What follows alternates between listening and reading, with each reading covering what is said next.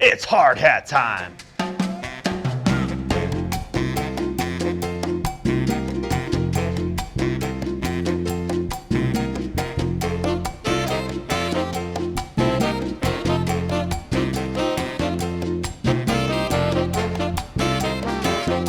In the warehouse business, we call that oopsie dominoes.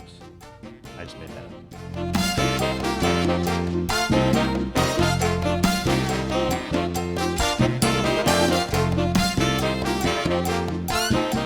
Okay, so today let's talk about safe inventory, and that means a couple different things. One, obviously, is you want to make sure that your warehouse isn't going to hurt someone. So it's something as simple as keeping aisles clear, making sure that whatever your shelves are weight loaded to, that you're not going over that. You know, some of this feels like, well, you shouldn't have to explain that, but I mean, come on. It still needs to be said, clearly. And another consideration for a safe inventory is just the layout of your warehouse. Is everything easy to get to, easy to access, clearly labeled, and put in the right place? You'd be amazed at how much time is saved and how there's fewer accidents. Crazy. So how else can you keep inventory, product, items, whatever, safe? Well, make sure that you're also cycling that inventory. Let's say that you're dealing with perishable goods.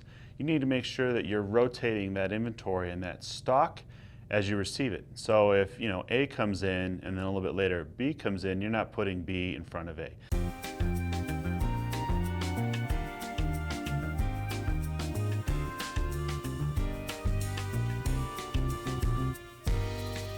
Along with rotating inventory to make sure that you're not baking cookies that kill someone, you need to actually track that information so that everyone can stay safe. Because there are occasions when vendors have recalls that you can't control, but you do have to control your ability to track their product into your end product so that you can make the proper recalls and know where it went and do so in a timely manner. So not only do you keep your inventory safe by being able to track your product, you're keeping your company safe because you're abiding by guidelines that are set out so that you can stay in business. All right, the last way we're going to talk about how you can keep your inventory safe is accurate counts and accurate locations. If you have accurate counts of items and products, you also should be able to know where those products are. Because the less time spent going about the warehouse, searching high and low, maybe even getting up in some of those big tall ladders like they have at Home Depot, and they always leave them in the way when I'm trying to get to that section right there, that kind of thing. If people are going up and down those looking for products because you don't have proper labels or proper locations, you are increasing the likelihood of an accident happening in the warehouse.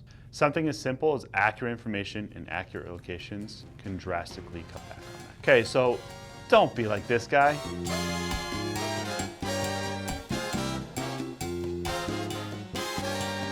And maybe be a little bit more like this guy.